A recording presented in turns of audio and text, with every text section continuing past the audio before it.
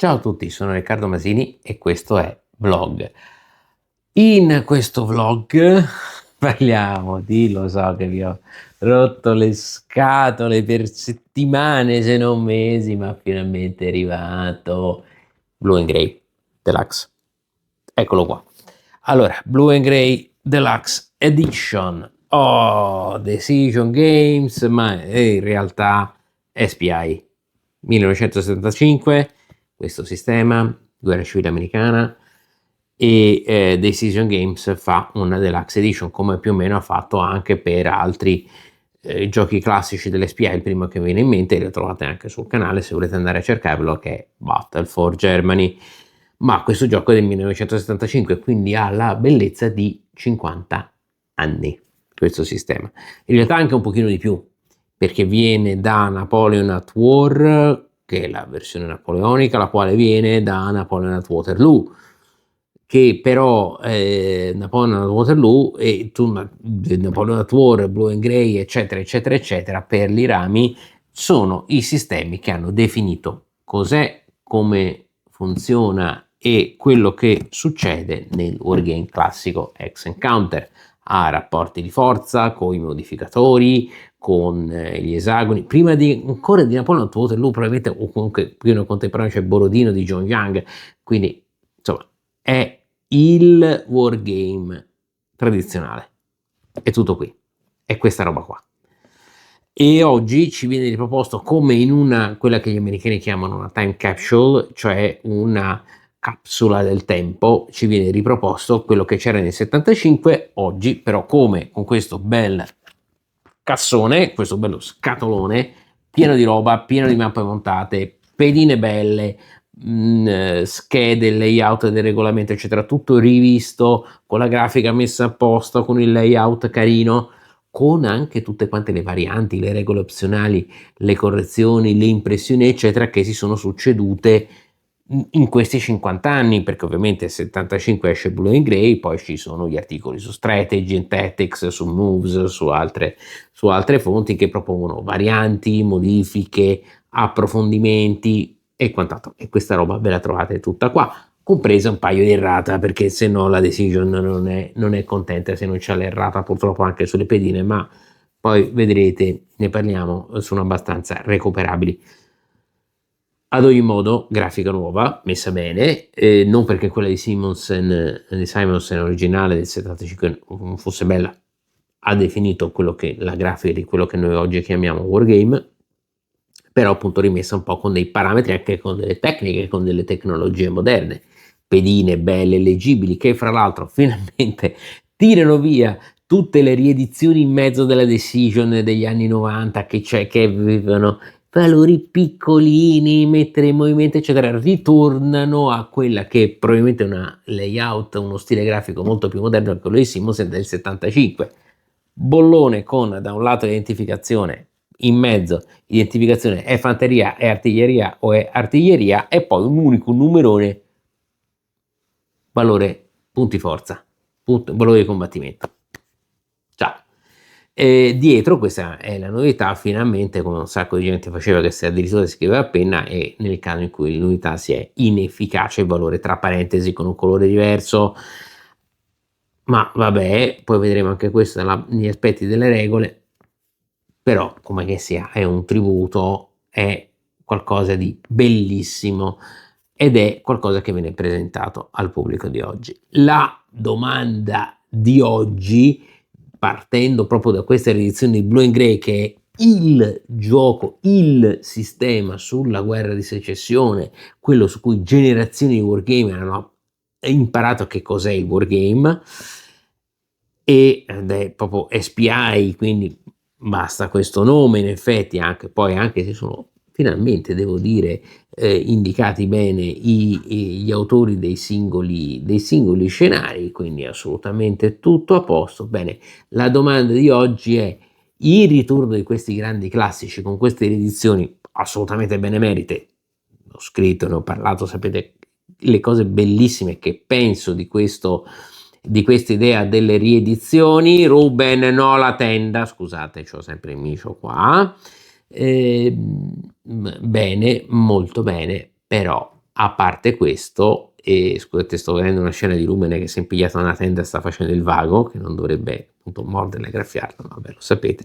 Poi se andate sul gruppo Ludo Storie trovate un bel po' di foto di Ruben con Blue e Grey, ma a parte questo, ecco, la domanda di oggi è il ritorno di questi grandi classici che vengono considerati, prendete come gli introduttivi, prendete questa scatola e giocatela e capirete cos'è il wargame. Funziona così, è così automatico? Vediamo perché sì, ma anche perché no. E insomma, e che cosa serve per fare in modo che dal perché no si passi al perché sì. O meglio, perché in quale modo il perché sì non si trasformi nel perché no. E poi lo vedremo. Però ecco, al di là di tutto, questa edizione ci riporta ad un sistema che è l'ABC del wargame, quello tradizionale. Sono giochi che hanno portato avanti il concetto di quad game, cioè di un gioco con un unico regolamento che aveva 2 o 3 pagine di regole veramente paragonabile a quelli degli Historical Game Company, oggi è l'unico paragone che gli trovo. E però ecco, a differenza degli Historical Game Company che voi ne comprate uno ce ne avete uno, anche se il regolamento è sempre lo stesso più o meno, il 90%, qui il regolamento voi lo compravate, il regolamento era centrale, poi c'erano 4 scenari più varianti, qui ce ne sono 8, regolamento centrale, pochissime pagine, poi gli 8 scenari dei 2 quad che uscirono, il quad numero 1 che aveva al suo interno Chickamauga, Gettysburg, che altro c'aveva Antietam e Shiloh, e il numero 2 che aveva Fredericksburg, Chancellorsville, la battaglia della Wilderness e Chattanooga, ecco. Più varianti. Poi dopo ne sono usciti anche altri vari, però diciamo questi i 2 quad originari erano questi, e questi sono quelli che trovate qui dentro. Quindi sistema ultra rapido, proprio fulminante, neanche fulmineo, fulminante, assolutamente accessibile, giocabile, gestibile, che aveva questo concetto che era il concetto tradizionale delle SPA. Ecco perché un pochino, non dico che mi arrabbio, ma quando mi dicono il wargame vero deve essere quello complicato da tante cose, sequenze e sottosequenze, se andiamo a vedere il wargame vero tradizionale delle origini, era questa roba qua, che ve la giocavate in 2-3 ore con 4 pagine di regole e 2 di regole speciali dello scenario. Se parliamo del wargame originale, era questo. La tradizione è questa roba qua. Il resto sono evoluzioni successive, ma la tradizione vera è Blue and Grey, Napoleon at Waterloo, Napoleon at War, Battle for Germany, chiamatela come volete, con i limiti, per carità, con i limiti, con i pregi, con i difetti, ma con quella tradizione è questa. E noi veniamo esposti di botto a questo che è la tradizione, è quasi uno shock culturale. È come, pensate, noi abbiamo tutta un'idea di quello che può essere la guerra civile, tutte le idee, tutte le elaborazioni, le lucubrazioni successive, anche le 1000 complessità delle ricostruzioni successive, poi ti trovi davanti un veterano nordista, un veterano sudista presi da una capsula del tempo e sbattuti in salotto, e cominci a parlarci e vedi che forse le cose sono allo stesso tempo più semplici e allo stesso tempo più complicate di quelle che tutte le lucubrazioni successive ti hanno portato a pensare. Ed è un po' straniante, l'effetto è un po' straniante, vi assicuro questa è una scatola che è un po' straniante, anche per me che li ho giocati per tanti anni, decenni eccetera, però rivedo così, l'effetto iniziale è un pochino, anche un po', rimanete un pochino spaesato. Comunque è un sistema, ripeto, che anche lascia molti elementi simulativi sullo sfondo, perché ma non solo gira, che è viva e funziona bene, grazie, ma capite anche perché lascia sullo sfondo quegli elementi. Questa è la cosa importante e ne parleremo. È un sistema che, a prescindere, comunque è un sistema che io non definisco neanche introduttivo, al di là che mi piaccia o non mi piaccia l'idea di introduttivo, è un sistema che io definisco didattico, perché veramente vi insegna a pensare, a ragionare da wargamer, proprio la mentalità del wargamer. Non è una roba banale questa. È un sistema che è rigido e drastico e brutale eccetera, poi ci sono un po' di varianti un pochino per movimentarlo, però ecco, veramente è un sistema che vi prende i principi fondamentali del wargame, vi insegna a pensare sulla base di quei principi fondamentali, perché proprio li riduce all'osso, e basta un tiro di dado in cui si aprono come un bivio, si apre uno scenario completamente diverso. Però ovviamente quel tiro di dado voi l'avete preparato prima perché avete fatto tutti quanti i modificatori, però può andare male incredibilmente. E secondo me questo è molto molto simulativo, non è solo giocabile, è proprio molto simulativo. Comunque, è anche una scatola che ha un costo importante, ma ha tantissimo contenuto, una splendida componentistica, per certi versi forse anche troppo, anche di questo parleremo poi dopo, nel terzo segmento. È un sistema, insomma, però, al di là di questo, che vi fa capire come giocavamo noi negli anni 70, io no perché non ero ancora nato, ma negli anni 80 giocando la roba degli anni 70, come si giocava negli anni 70, come si pensava il gioco storico negli anni 70, boom, capsula del tempo, macchina del tempo, e qui dentro, e capirete come e perché. E adesso vediamo tutto questo sul tavolo e poi dopo arriveremo alle conclusioni. Bene, eccoci qua con Blue and Gray sul tavolo, uno scenario ovviamente di Blue and Gray, ma voglio dirvelo anche, non l'ho scelto a caso, questo è lo scenario di Chickamauga, l'ho scelto per due motivi. Il primo perché è uno scenario che è conosciutissimo nel mondo dei wargame, perché fu il protagonista di una marea di tornei, ma veramente tanti negli Stati Uniti degli anni 70-80, era il wargame da torneo, lo scenario di Chickamauga di Blue and Gray, e poi perché Chickamauga la battaglia mi piace tantissimo perché io poi sono un fan sfegatato del generale Thomas, un virginiano che invece di combattere per i confederati combatte per l'Unione, e qui contro, vedete, tutte queste unità sudiste riesce comunque a tenere la posizione e sarà chiamato The Rock of Chickamauga, sarà soprannominato la roccia del Chickamauga.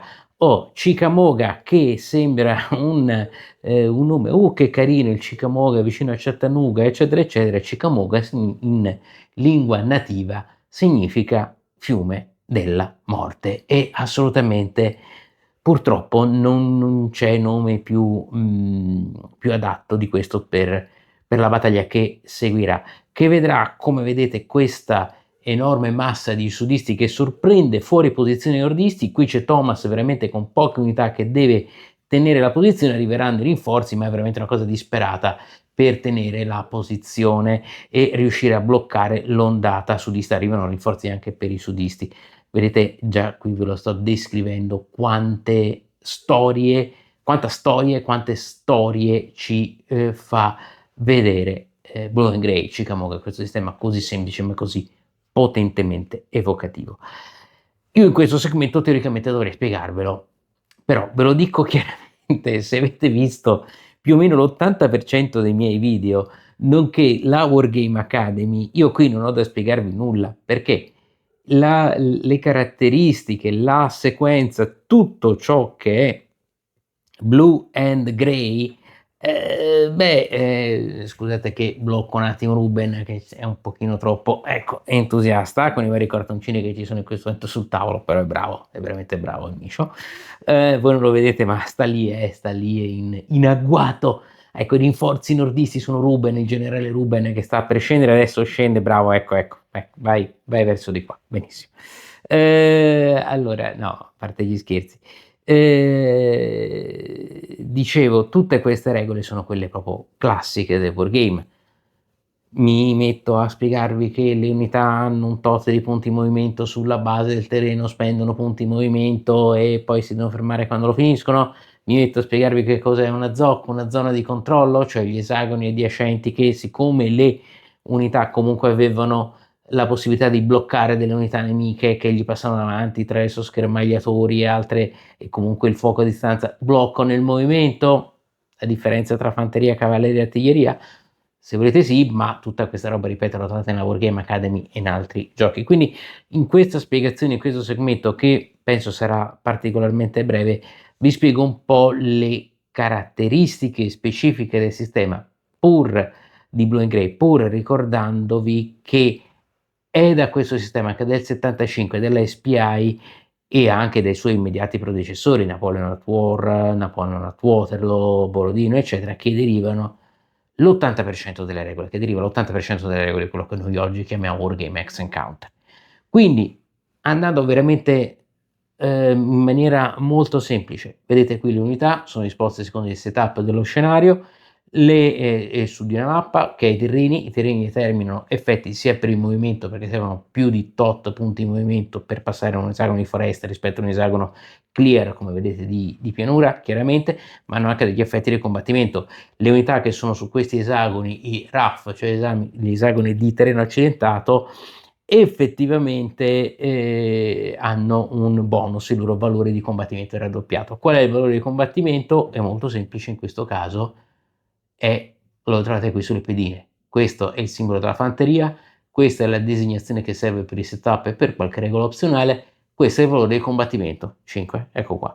Dietro lo trovate, dietro c'è il valore, vedete questo giallo in parentesi, il valore di combat effective, di quando l'unità è e non è più efficace all'attacco, cioè mantiene il suo valore di combattimento ma non può più attaccare, è una regola speciale e particolare. In più trovate qui, ecco qui, vedete le unità hanno K, il valore di designazione dello scenario, cioè queste sono, siccome in questo nella scatola trovate unità per 8 scenari diversi, K sta per Chickamauga e quindi indica le unità che sono solo per distinguere all'interno della scatola. Poi vedete la vostra turn track su cui segneremo i turni e man mano che si arriva, vedete qua al secondo turno ci sono questi rinforzi, eccetera, eccetera. Questo è tutto sul foglio di setup. Fine dei componenti, semplicemente. E in più abbiamo delle schede che sono le PAC, le Player Aid Charts, in cui ci sono le tabelle, eccole qua, adesso le vediamo subitissimo. Io sto proprio andando veramente molto rapido. La sequenza del turno cos'è?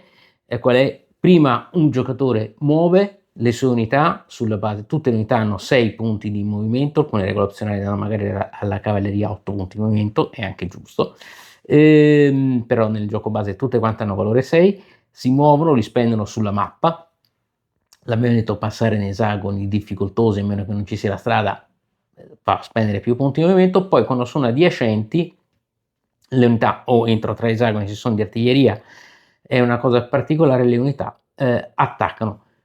Allora, qui entriamo nelle particolarità, hanno le zone di controllo, quindi quando io arrivo adiacente ad un'unità, come in questo caso, vedete qui mi devo fermare, non posso continuare, non posso andare dove mi pare. E qui io devo attaccare, per forza. Quindi, prima cosa, movimento, mi fermo, tra l'altro lo stacking in ogni esagono ci possono stare, poi dipende dal scenario, ma in generale fino a 2 unità, e mi fermo e poi dopo devo attaccare, seconda fase di combattimento. Sudista muove tutto e mettiamo che muova, facciamo finta che possa farlo, non potrebbe, ma fa una cosa di questo genere. 8 a 5, perfetto, qui c'è la fase di combattimento. Questi due devono attaccare 8 a 5, si arrotonda per difetto perché io vado a trovare qual è il rapporto di forze, ci sono 8 in attacco, 5 in difesa, qual è U e 1. Tiro un dado e mettiamo che faccio con il combattimento, ripeto, il combattimento è obbligatorio, quindi se siete vicino, anche se siete in brutte colonne, vado a vedere solo colonna 1 1, anche se siete in colonna sfavorevole, tiro da 1 a 3, il difensore si ritira, da 4, 5, 6 l'attaccante che si ritira. In questo gioco, come era nei primi giochi, si deve cercare di tirare basso, è meglio tirare basso, è una particolarità dei primi giochi di questo periodo. Quindi che cosa succede? Si applica quel risultato, ok? Altra particolarità, ci sono gli exchange, se viene il risultato EX, il difensore perde le sue unità, ma l'attaccante deve perdere almeno lo stesso valore in punti di combattimento delle unità del difensore eliminate. Se voi state attaccando con un'unità da 12, un'unità da 3, è un 4 a 1. Vi faccio vedere che significa un 4 a 1. Ovviamente ci sono i terreni che possono modificare, perché per esempio alcuni terreni raddoppiano, ma vediamo 4 a 1, guardate, da 12 attaccano da 3, allora se faccio 1, difensore eliminato, 2, 3, 4, difensore si ritira, fantastico, difensore eliminato direttamente. 5, 6, che succede?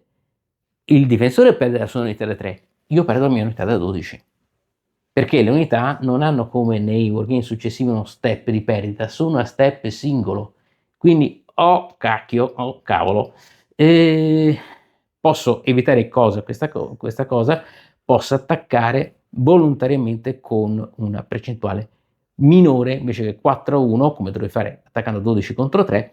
No, io mi contento di un 3-1. Immaginate un'unità tanto grossa che parte viene tenuta in riserva, e a quel punto andrei a tirare lo stesso risultato, mettiamo se è venuto un 5 sul 4-1, sul 3-1 diventa un DR, semplicemente un difensore si ritira. Altra cosa particolare, l'abbiamo visto nella Wargame Academy, il difensore non si può ritirare in una zona di controllo nemica, quindi se è accerchiato, se il difensore è accerchiato, quindi ha tutte quante zone di controllo, immaginate una situazione, immaginiamoci una situazione di questo tipo, ecco qua, guardate cosa succede, eccoci qua, faccio vedere.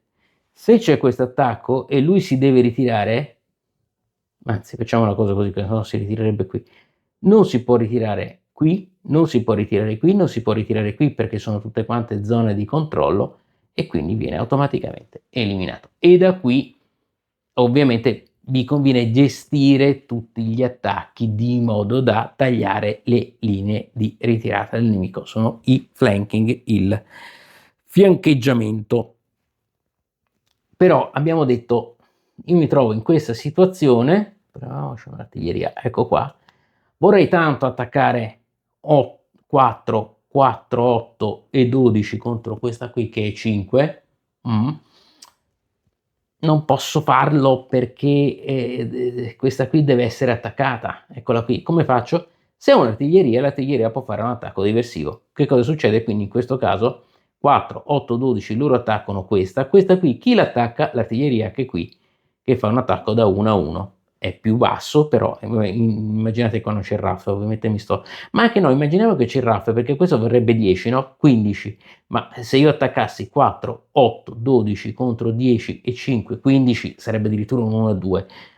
Io attacco 4, 8, 12 contro 5 e questa qui 10 viene attaccata in 1 a 2 dell'artiglieria. Non importa perché l'artiglieria non si becca dei risultati, dei risultati negativi. E quindi tutto bene, quindi faccio un attacco a 4, 8, 12 contro 5, quindi un 2-1 e qui faccio un attacco 1-2, addirittura un 2-1, sicuramente se questo si deve ritirare, tac, ed sarà eliminato, 1-2 non mi importa perché non succede niente, magari sono anche fortunato e questo qua si deve ritirare, si ritira di qua, per esempio, che ne so. E altra cosa, alcune vi ho detto l'attack effectiveness, l'efficacia di attacco, se un'unità invece subisce un attaccante e si ritira, se queste 4 gli va male attacco 2-1, cosa fanno? Non solo si ritirano, questo non per tutti gli scenari indicato in quali, ma diventano così. Ecco qua. Significa che non possono più attaccare fondamentalmente. Questa è l'efficacia di attacco. Lo faccio vedere. In questo caso è andata male e appunto a questo punto fino alla notte, fino al turno notturno, queste sono qui, si recuperano nel turno notturno, c'è una regola opzionale che per ogni unità in efficacia all'attacco tirate, se viene fuori uno si recupera. Non è che scompaiono, però non possono più attaccare. Succede. E ancora quale altre cose? Va bene, unità che si ritirano possono spostare indietro altre unità, appunto le ritirate, e questa è la cosa importante. Altre cose, abbiamo detto che i momenti sono tutti uguali, ma ci sono un sacco di regole opzionali che trovate, ve le faccio vedere, eccole qua.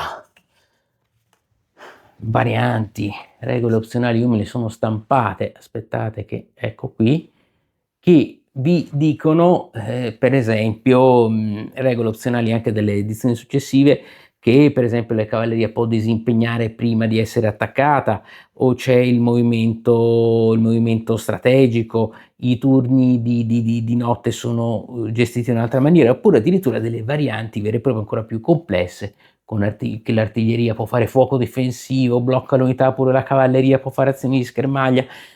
Veramente poi queste si sono veramente sbizzarriti nel corso degli anni.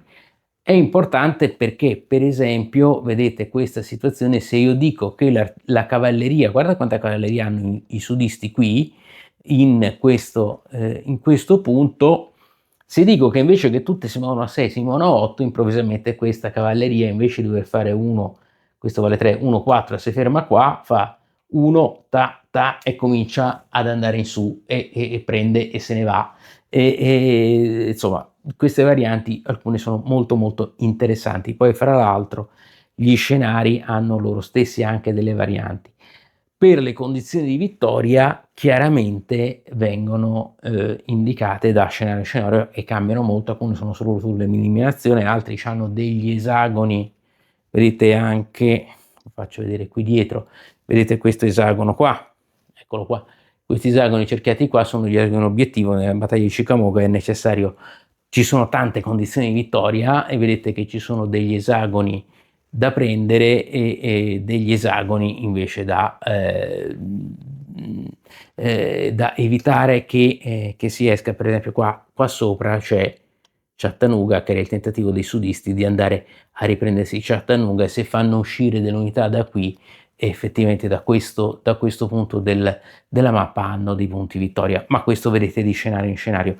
Veramente c'è tantissimo. Ecco qua, io adesso faccio un bel, eccolo qui, ok.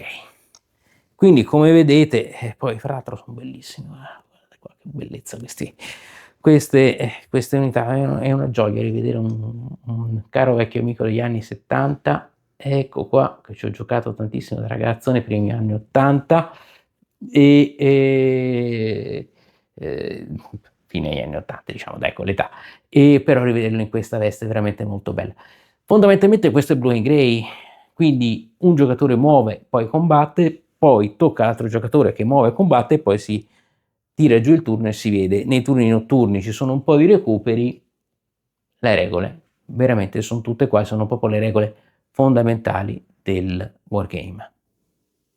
Ok, eccoci qua, abbiamo visto come funziona, molto rapido, non ho dovuto spiegarvi troppo perché sono proprio i fondamenti del wargame. Poi in caso poi ne riparleremo anche dal vivo durante gli eventi Ludo Storia, ne parleremo durante, l'abbiamo appena annunciata, la Storycon qui a Roma il 21-22 febbraio, dove Blue and Gray lo porterò per una sessione di Wargame Academy dal vivo, un'altra prima ancora al Ludo Story Corner, insomma.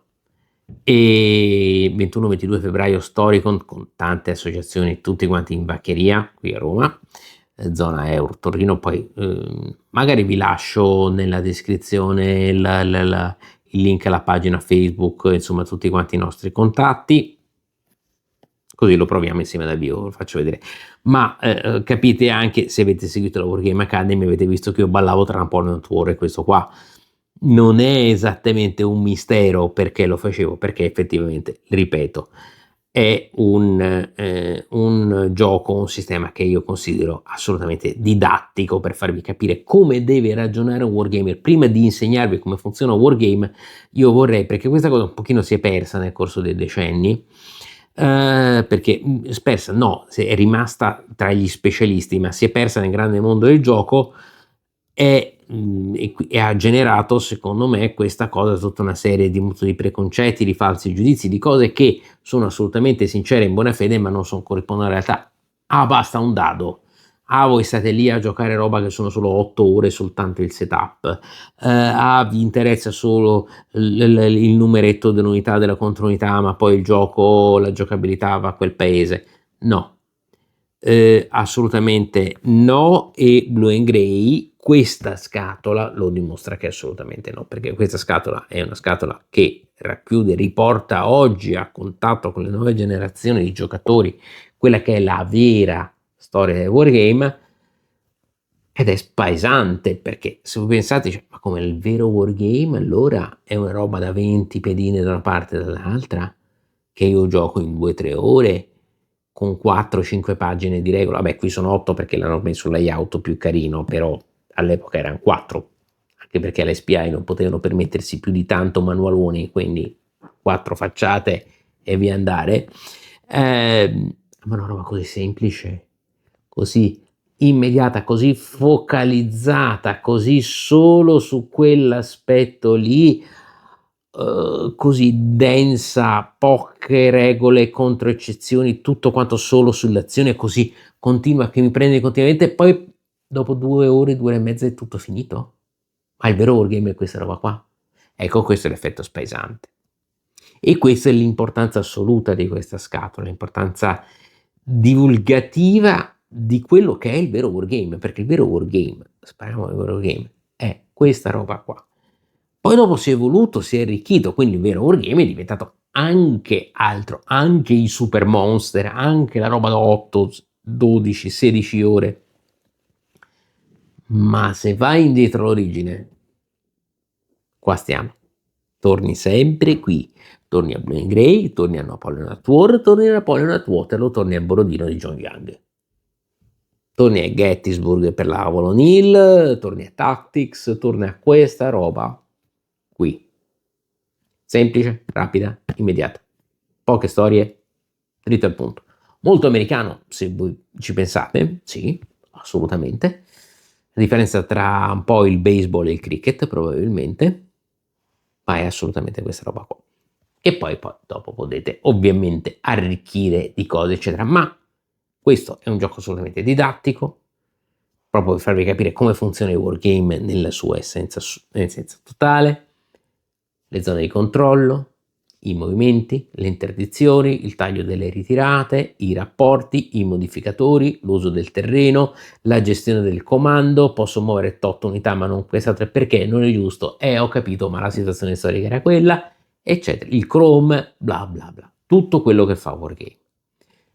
E siccome vi mette 3-4 cose in croce sul tavolo e vi costringe a tenere conto solo di quelle 3-4 cose in croce, non di altro, le condizioni di vittoria, il punto, il parametro assoluto, mi insegna appunto, come vi ho detto, a pensare a wargamer, a gestire la manovra, a gestire appunto i piani, a fare dei piani delle alternative, adesso vado a destra o vado a sinistra, perché questo sono veramente molto drastiche così le sequenze, attacco su 2 punti oppure 3, oppure uno solo, così sono sicuro di passare in quel punto lì. Attacchi, contrattacchi, manovre, punti di contatto, dove prendo contatto, non prendo contatto, mi ritiro, non mi ritiro, dove tengo la mia linea difensiva, sacrifico 2 unità, nel frattempo le altre si mettono lì a creare la linea. Mi insegna a pensare a wargamer. Punto. Tramite che cosa? Siccome riduce all'osso le regole, non è semplice. Sempre questa cosa, non è solo semplice, è essenziale, va dritto all'essenza, al succo della questione. L'essenzialità che cosa vi porta? La immediata visualizzazione della situazione della battaglia, delle manovre, del movimento di questa situazione. Pensate solo a quello. E questo vi permette di avere una consapevolezza situazionale, situational awareness, dicono in termine tecnico quelli bravi, cioè i tecnici, i militari, assoluta. E vi ricordate il video che ho fatto su Rumble Walker? Era un pochino difficile da capire, lo capisco, perché anche a me è stato difficile arrivarci a quelle conclusioni, però poche scelte drastiche, anche se legate al dado, essenziali, che cosa vi portano? Vi portano nella prospettiva del comandante di tutta la baracca, di chi comanda in quella battaglia. Faccio questo o faccio quello? Perché questo gioco è così, Faccio A o faccio B? Alla fine tiriamo un dado e vediamo se io scelgo di fare A, tiriamo un dado e vediamo se, con i modificatori, se A è stata una bella idea. È stata una bella idea, continuiamo. Non è stata una bella idea? Ok, allora piano B, piano C, piano D, eccetera, eccetera, eccetera. Da tutte le parti. Continue. E fra l'altro questo vi rende molto facile testare approcci tattici alternative, inserire anche, se volete, anche delle varianti della Solus. Poi, a parte che qua dentro c'è una marea di varianti qua dentro, ma vi insegna anche a pensare, e per carità potete anche voi metterne di nuovo. La cosa dell'exchange non mi piace, è troppo drastico. Mettiamo un altro tiro di dado per confermare l'exchange, per esempio, cosa che mi è venuto in mente. L'exchange, che è possibile che l'avversario perde un'unità da 2, io ne devo portare una da 8 perché non ho roba più piccola da scambiare. Facciamo un tiro di dado, pari non succede niente, dispari sì, effettivamente lo devo eliminare. Perché no? Provate a vedere. Questo per le varianti delle regole. Rimanendo dentro le regole, proviamo a vedere cosa sarebbe successo a Gettysburg se, a Shiloh se questo gioco ve lo permette.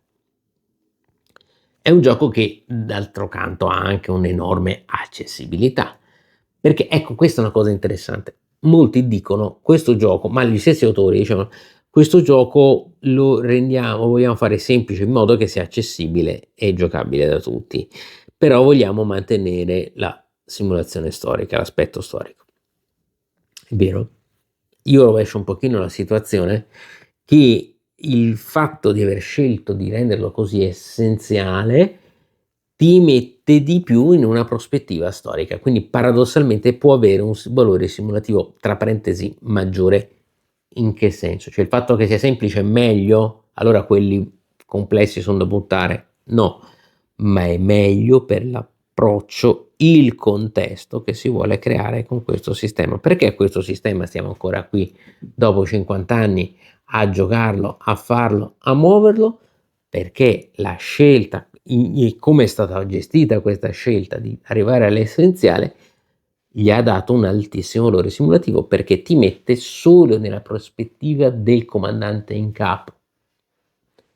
Non sei il comandante di zona, non sei il comandante di brigata. Uno dei problemi dei wargame un pochino più complessi è che ti mette nei panni, nelle scarpe di 25 tizi diversi. No, qui tu sei il comandante in capo che dice attaccate a destra, attaccate a sinistra, attaccate al centro, più o meno in questa maniera. C'è anche un pochino di cose tattiche in più anche rispetto a quello, però e smuovi i grossi pezzi della tua armata, e questo grazie all'essenzialità del regolamento. La tua prospettiva rimane quella, non hai la prospettiva di 25 persone, hai la prospettiva del comandante in capo, e questo dal punto di vista simulativo, se permettete, è molto alto, perché lì non si metteva a decidere dove metto lo schermo degli schermagliatori, che tipo di munizione devo utilizzare la mia artiglieria in questo contesto, eccetera. Diceva soltanto andate lì, andate là, andate giù, andate su, sparate con i cannoni per un'ora e poi partiamo con l'attacco.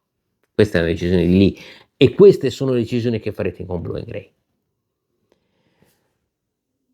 Tutto questo si porta probabilmente come sottoprodotto, questa è la mia teoria, poi alla fine l'accessibilità, la semplicità, cioè il fatto di arriviamo all'essenziale ha come sottoprodotto la semplicità. Non si parte dal voglio fare il wargame semplice, si parte dal voglio fare il wargame essenziale e quindi diventa semplice. Capite che è diverso il gioco? È un altro percorso.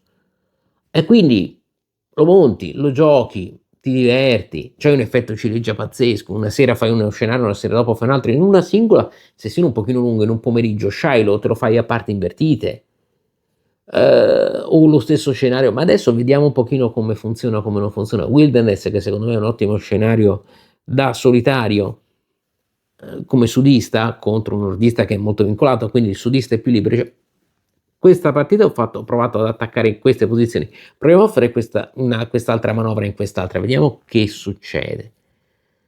Tutto perché? Perché c'è anche un tempo, oltre alla semplicità, un tempo di partita che proprio strutturalmente non può superare le 2-3 ore perché c'è un numero di turni anche relativamente molto limitato, quindi assolutamente.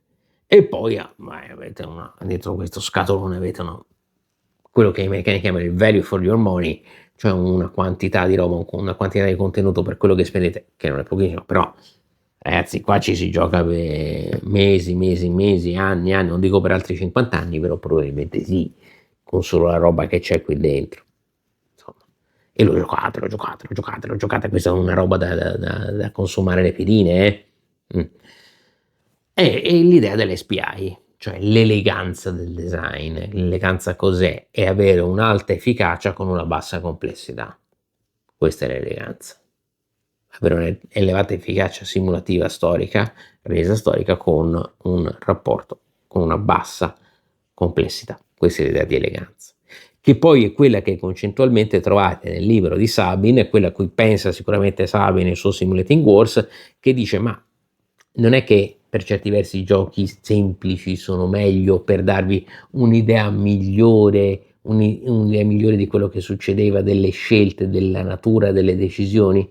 Forse nello storico non sono più interessanti i giochi semplici rispetto a quelli complicati.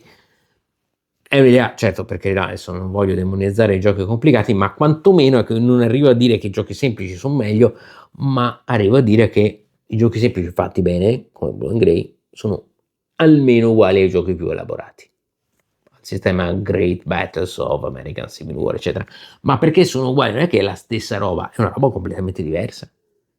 Ma sono due approcci, due stili completamente diversi. Io non posso mettere a paragone un dipinto barocco e un dipinto impressionista.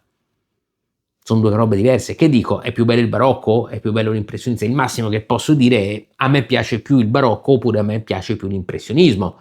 Ma non posso dire uno è una schifezza da buttare e l'altro è bello. E l'altro, un peggio ancora, solo l'altro è vera pittura, perché non funziona così, ed è la stessa cosa qui. Poi, ripeto, Sabin, come abbiamo detto, ci porta a quell'altro, ora vi sto vedendo i miei appunti, ogni tanto mi vedete fare questo gioco qua, ti porta al fatto che siccome non hai tante regole su cui concentrarti, c'hai la consapevolezza situazionale, ti concentri sulla situazione, come gestiamo la situazione. Siccome le regole sono molto semplici, capite subito cosa dovete fare. Il problema è riuscirci. Cosa dovete fare? Le condizioni di vittoria? Buona fortuna. Guardate che le condizioni di vittoria vanno studiate molto bene, perché per esempio se in uno scenario vi dice che i nordisti fanno punti vittoria pari al doppio delle perdite che infliggono i sudisti, ma i sudisti fanno punti vittoria pari al triplo delle perdite che infliggono i nordisti, significa che i nordisti non possono accettare tante perdite, se no magari ne fanno uguali ai sudisti, però per loro valgono 2, ogni singolo punto vale 2, ogni singolo punto sudista è eliminato, ma per i sudisti ogni singolo punto nordista eliminato vale 3. Cambia completamente, Quindi, come vedete, piccole cose ma hanno un effetto farfalla enorme, cioè proprio a cascata. Ma anche al di là di queste minuzie, che non sono minuzie, delle condizioni di vittoria, le regole abbiamo parlato prima, le grandi decisioni, le grandi scelte, ecco, questo è proprio veramente tantissimo gioco delle scelte, tantissimo, tantissimo, veramente ti fa andare nel la prima mossa ti fa andare nel panico, e capisco perché tanti vanno nel panico, l'ho sempre detto, dove ingaggiare, con cosa, quando, in che modo, dove arrivano i rinforzi, dove arriveranno, fino a che punto arriveranno i rinforzi. I rinforzi suoi arriveranno qui entro 2 turni, non potranno essere più in là di questa linea, allora fino ad allora io tutto il resto della mappa ho campo libero, allora cambiamo la mia manovra su questo. Wow! Questi erano i dilemmi che ci avevano i comandanti, perché li vedevano le colonne lì e dicono, ma quanto gli ci vorrà per schierarsi? Beh, almeno un paio d'ore, benissimo, in un paio d'ore noi facciamo quello che vogliamo qui e poi dopo penseremo a loro. Così ragionano i comandanti, non ragionano sul più 2, più 4. Fammi vedere la regoletta 18.4.2 che cosa dice. No, ragionano in questa maniera qua. Poi, naturalmente qui astrai una marea di roba, quindi hai degli effetti anche di distorsione che ti portano verso altri tipi, altri approcci, ma sono ugualmente validi, ognuno con i suoi problemi, ognuno con i suoi punti di forza, entrambi. Chiaro che qui, per esempio, l'abbiamo detto, domina la tanta fortuna. Il gioco sta qui nel gestire, nel preparare un po' il tiro, però il singolo tiro ti può determinare di andare da una parte all'altra. Ed è una esibizione assolutamente brutale, io direi essenziale, ma proprio appunto è tanto essenziale da arrivare a brutale dei principi fondamentali del wargame.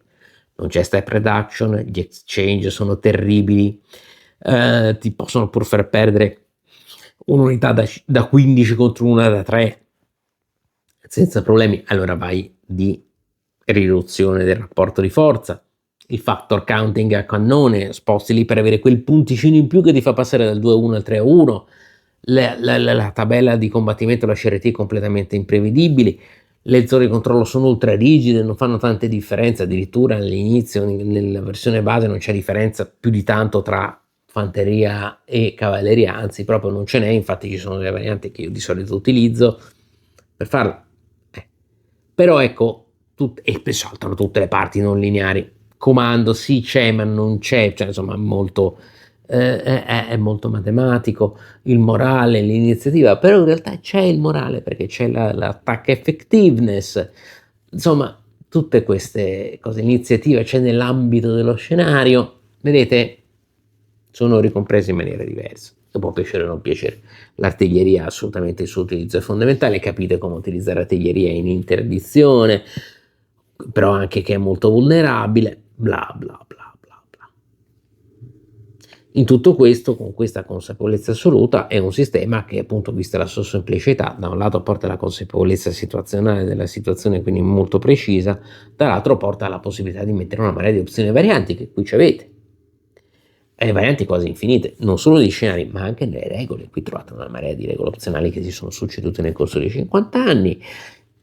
Io ho creato una sorta di scaletta perché il regolamento base io lo considero livello 1, poi c'è il 2, poi lo vedete proprio come sono messe nel manuale le varianti che sono uscite nelle riedizioni successive che hanno un pochino arricchito, e poi ci sono a livello 3 le opzioni diverse che sono uscite sulle riviste. Anche lì lo andate a vedere, è proprio una scala che potete utilizzare. Per esempio, una delle varianti migliori qui dentro, e questa è originale, è Gettysburg, che non c'ha più le singole unità da 16-18 punti forza perché era su scala più o meno divisionale, quasi di corpo d'armata, viene riportata come gli altri su scala di brigata, quindi un pochino più, e vedete che si apre un po'. Poi ci sono le regole opzionali un po' matte, le unità scattered, queste che prendono e partono a caso, che si possono muovere, però un po' caotiche, però anche lì le andate a testare, cioè avete l'intelligence, le indecisioni, i vari effetti speciali, c'è un po' di tutto dentro questo manuale. Infatti lo scaricate dalla Decision, guardatelo, veramente ci trovate dentro di tutto, dal sito della Decision. Alcune di queste varianti, la cosa che mi dispiace, sono presenti solo per i 4 scenari del primo Blue and Gray, Shiloh, Antietam, Chickamauga e Gettysburg, non anche per quelli del secondo, però ci vuole poco a farle anche da voi. Chiaro che però tutto questo porta dei problemi l'abbiamo anche detto. Non è un sistema perfetto, un sistema del 75 si vede, e si vede tanto. Il fatto che c'è un singolo step, allora prende, c'è e poi dopo non c'è. C'è tanto factor counting, quindi vado lì a cercare quel punticino che mi fa passare dal 2 al 3 a 1, dal 2 a 1 al 3 a 1, non c'è nessuna struttura di comando, è un po' tanto matematico. C'è appunto questa stranezza dell'exchange, è terribilmente punitivo, le condizioni di vittoria sono un pochino cervellotiche, non è facilissimo capire come, insomma, vanno un po' interpretate, no? C'è quella di Ucraina lì che è interessante come condizioni di vittoria, ma se Tizio arriva, esce, può uscire, ma se prende questo esagono allora succede quest'altra cosa qua, la linea di comunicazione, eccetera. Un attimino da pensarci. Il setup è un pochino laborioso, ecco, questo ne avevo parlato, perché c'è un po' di roba di unità, le unità non hanno dietro l'esagono di setup, anche perché ci sono diverse varianti nel regolamento, ma questo già nel 75 si diceva, vabbè, tanto c'è un unico valore, se voi prendete un'unità che vale 6, anche se non è esattamente quella che viene indicata nel setup, che è quel singolo corpo d'armata, quel singolo reggimento brigata, mettete quella che è tanto uguale. Questo vi aiuta purtroppo per il problema che, altro problema degli errate, sono un paio di errate su dei segnalini che dovrebbero essere di un valore di un altro, prendete cioè, a questo segnalino c'è scritto 6 ma dovrebbe essere 7, cosa fate? Prendete da un altro scenario uno segnalino che ha 7 dello stesso tipo, è uguale ai fini del gioco. Peccato, vabbè, succede, non dovrebbe, però vabbè. Però al di là di questo, il trucco che vi dicono è: voi prendete tutti i segnalini, li mettete tutti quanti con i punti forza, poi se vi dico che vi devo mettere un segnalino a 6 è uguale che c'ha il nome solo a livello storico. Sono molti anni 70, è un po', io preferisco comunque mettere l'unità giusta al punto giusto, non solo come punti forza, che è l'aspetto funzionale e tipologia del terreno e tipologia della truppa, ma proprio come proprio la designazione. Mi piace vedere i corpi d'armata quali sono lì. Il mio consiglio è, quando voi li mettete a posto nel counter tray, ovviamente li dividerete per scenario, mettete insieme, cercate, o anche poi quando tirate fuori il counter tray, metteteli comunque insieme, fate i gruppetti per valore di punti forza, tutte le unità da 8, tutte le unità da 6, tutte le unità da 5, eccetera, e poi così non dovete ogni volta cercare la singola unità in tutte quante quelle dello scenario, ma prendete e scegliete tra 4. Quale di queste 4? Ah, è questa qui, ecco. Meglio scegliere tra 4, cercarla tra 4 piuttosto che cercarla tra 20. E dividendo magari in unità quelle che sono i setup e quelle che sono poi dei rinforzi. ci vuole un po', per gestirle bene, però poi una volta che il setup dura un pochino, però è un attimo laborioso trovare quale esagono, eccetera, però ci si fa. Altra cosa, lo vedete, alcune regole, alcuni pezzi degli scenari sono fatti in modo, sono girati di modo da portarvi sul risultato storico. Ha senso che la divisione di AP Hill stia necessariamente tutto in un unico esagono, improvvisamente, mentre ci sono tutte quante unità che hanno 4, 5, 6 di forza, questa è tutta la divisione, è un monoblocco tipo Morte Nera da 16 che si muove sulla mappa? Sì, ha senso perché c'è il contrattacco, però è fatta apposta perché vediate il contrattacco di AP Hill all'Antietam. Questo ci porta anche al fatto che non tutti gli scenari sono esattamente allo stesso livello, alcuni sono di livello un attimino più basso. Attenzione che c'è dentro un Richard Berry, perché qui dentro ci ha lavorato gente che poi dopo è diventata dei grandi autori. Però ecco, non sono tutti quanti allo stesso livello. Vabbè, questo era anche quelli originali. Altra cosa, peccato che alcuni scenari siano stati esclusi da questa scatola. Capisco, non potevo mettere tutti gli scenari in sistema di Blue and Gray, però Decision nel corso dei decenni ha fatto uscire anche degli scenari aggiuntivi in scatole diverse o su riviste oppure in edizioni diverse.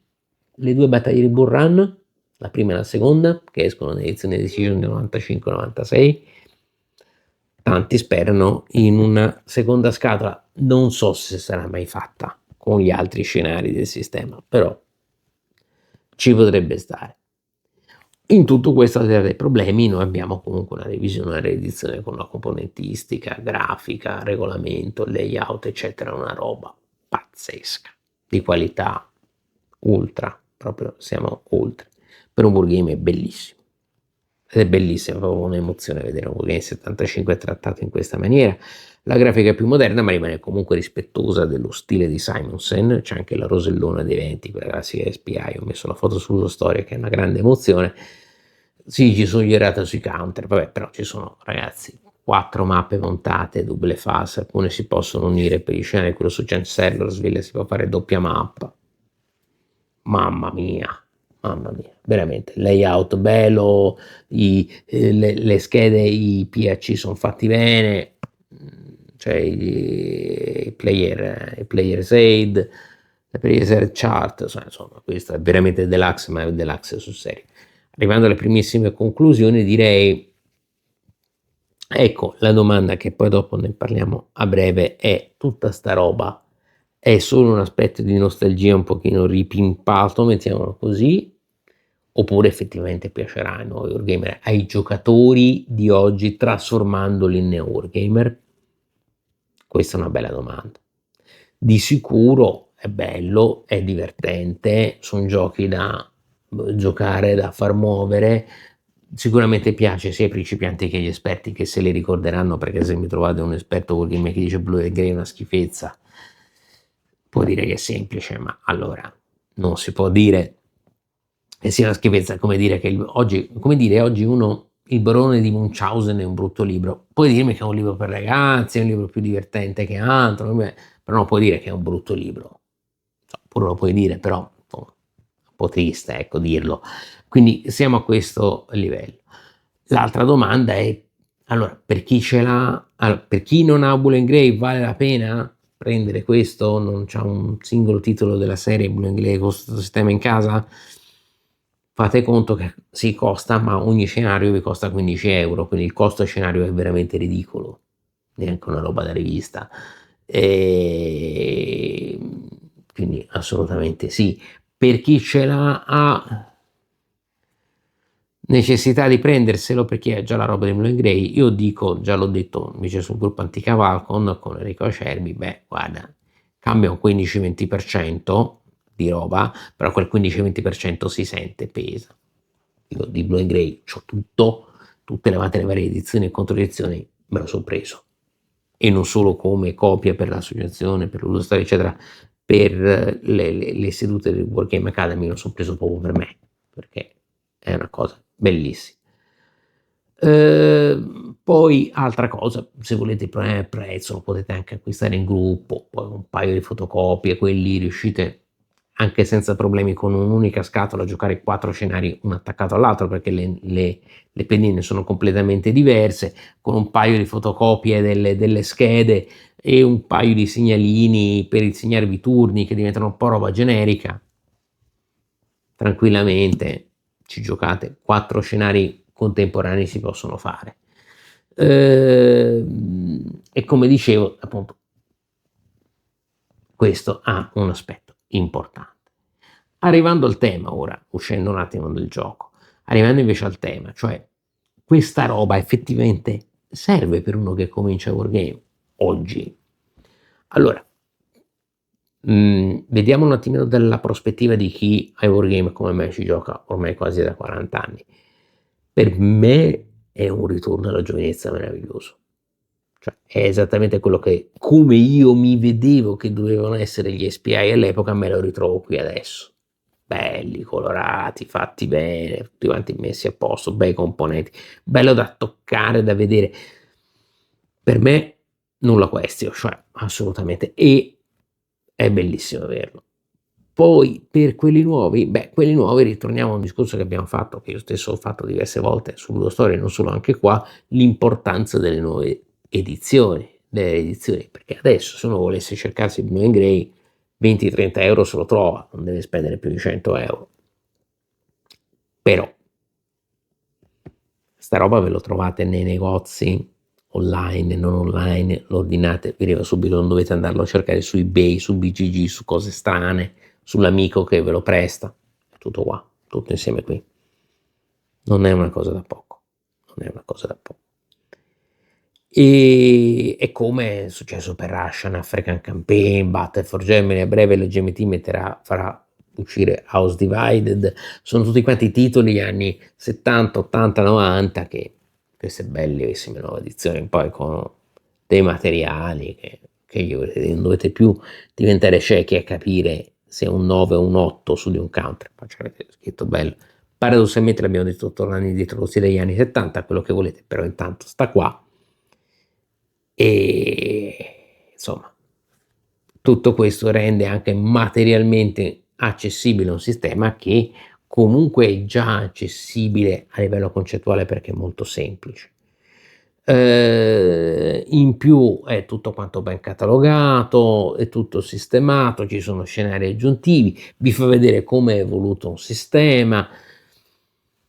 Insomma, è bello averlo, ed è bello averlo così tutto bello, pronto, messo bene, se permettete, la sistemazione, l'archiviazione, la fruibilità di un sistema, di un prodotto ha il suo peso, non possiamo buttarla lì, ma tanto ci sono anche quelli vecchi, no. È un'importanza direi filologica, cioè la filologia delle varie edizioni dell'evoluzione del wargame, ed è una riscoperta, l'abbiamo detto all'inizio, di quello che è il vero wargame tradizionale, cioè semplice, accessibile, assolutamente, per tutti, alla portata di tutti, semplicità totale, assoluta, nessun problema da questo punto di vista. La roba, insomma, direi che bisogna vedere la potenza di questi sistemi che sono assolutamente ultra giocabili, ancora dopo decenni, sono ultra coinvolgenti. È una roba incredibile, per certi versi anche un po' inaudita per il gioco da tavola di oggi che tranne qualche titolo si brucia in una distanza di mesi. Sta roba da 50 anni e ti fa divertire tantissimo, è accessibilissima. È questo concetto di classico che, essendo un classico, deve essere messo alla portata di tutti. Quante edizioni abbiamo dell'Eneide? Per dirvi che è un classico, l'Eneide di Virgilio è la stessa roba. Va bene anche che sia in un librettino, va bene che te la trovi sul tablet, va bene che te la vedi sul cellulare, ma sempre l'Eneide rimane.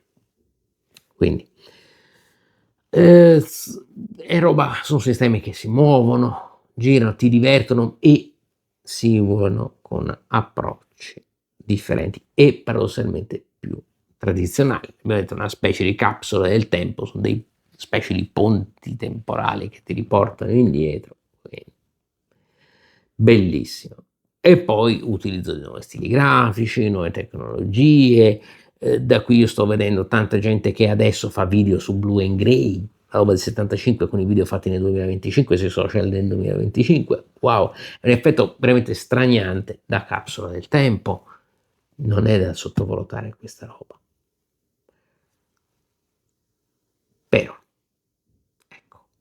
tutta questa bella riscoperta dice semplice essenziale wargame, però in una scatola che ha monoblocco, 8 mappe, 4 fogli di counter, sistemazioni. Sono voluti 2 giorni e mezzo per sistemare tutta questa roba, un manuale da 48 pagine che poi vai a vedere che di regole sono 6 pagine, neanche sono una stupidaggine, però diciamo, oddio, un monster game. La prima cosa a cui può pensare uno che non ha mai visto un wargame è vabbè, questo è un monster game, che ad un wargamer fa ridere che Blue and Grey sia un monster game, perché è esattamente il contrario, ma la prima impressione è quella, e noi dobbiamo anche rispettare chi ha questa prima impressione. Possiamo dire, oh no, non è così, eccetera, con aria di superiorità. No, perché questo è un problema. Tutta sta roba è compatibile con dire, delle nuove generazioni?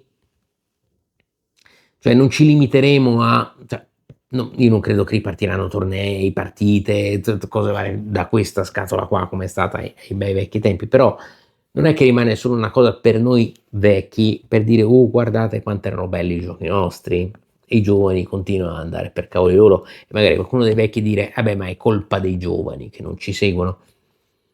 Forse tra virgolette è colpa di questa edizione qua così ricca. Che cosa serve per rendere un'edizione così ricca, che non ha colpa, che è bellissimo che ce l'abbia, un'edizione fruibile anche dalle nuove generazioni? Serve qualcosa? Beh, qui arriviamo alle conclusioni, perché io vi ripeto le conclusioni generali. Quando mi è arrivata mi tremavano un po' le mani delle emozioni, perché appunto il grande classico, il gioco che avevo giocato con papà, ma anche insomma questi sistemi qua, io ho cominciato da questa roba qui, me la ritrovo adesso, è veramente bellissimo, eccetera. Il sistema è assolutamente venerando con i suoi predecessori, quindi figuratevi 50 anni non sentirli tutto il resto. Ha le sue rigidità, però anche un sistema incredibilmente elegante, con variabilità, flessibilità, un'enorme potenzialità narrativa, vi insegna a pensare da wargamer, non solo negli strumenti tattiche, nei singoli pezzi, ma tutta l'intera battaglia, e insomma tutte queste belle cose evidenziate quale manovra utilizzare, poi la rivedete nel quadro generale e poi le riprovate tante volte. È bellissimo rivedere tutte queste belle robe riproposte le nuove generazioni, lo stile è bellissimo, bla bla bla bla. Però posto che c'è un'importanza fondamentale di vedere una scatola del genere, quanto effettivamente al lato pratico è fruibile dai giocatori di oggi? Questa è la vera domanda. Perché al di là anche del costo, in cui contenuto ce n'è, quindi non è un problema di costo-contenuto, perché il rapporto comunque è ottimo, il problema è proprio della fruibilità, perché io mi immagino il neofita che si vede arrivare sto bestio a casa, che gli hanno consigliato 50 volte, oh mio Dio che cosa c'ho, e il terrore che non manco riesca a muovere i primi pezzi, manco riesca a sistemarli rispetto agli altri, e che poi debba chiudere tutto e non vada avanti rispetto a quello. Il rischio c'è, per quanto si tratti di una pietra miliare, di una bella edizione, eccetera, questo rischio c'è. Cioè, in che modo tutto questo ben di Dio che viene presentato tutto assieme, tutto sistemato, tutto catalogato e reso disponibile, può diventare effettivamente fruibile, al di là di quello che è per noi che siamo già esperti. Possiamo chiedere per esempio ai principianti di passare 3 giorni soltanto a sistemare i segnalini? Secondo me no, lo dico subito.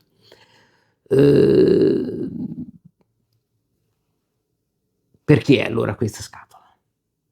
Ecco, io la mia impressione finale è che non sia per chi comincia a giocare a wargame, a meno che non sia incredibilmente determinato, o magari un gruppo di persone che ognuno si prende un pezzettino, io mi studio questo scenario, mi studio quest'altro, ma non è la situazione normale.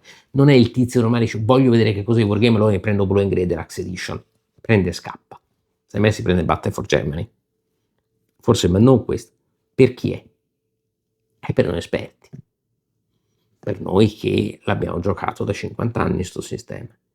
E a quel punto sta a noi di nuovo qui come Blowing Grey, una scelta, no? Lo giochiamo solo tra di noi?